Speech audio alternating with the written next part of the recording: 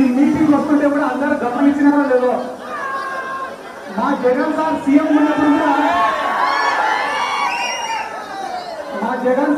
ఉన్నప్పుడు కూడా మాకెప్పుడు ఇంత పోలీస్ ప్రొటెక్షన్ ఇవ్వాలి ఎవరు. ఈరోజు దారెంబడి పోలీసు వాళ్ళు మా కోసం ఇంత సెక్యూరిటీ ఇచ్చినందుకు ముందుగా వాళ్ళకు కూడా ధన్యవాదాలు తెలుపుడా.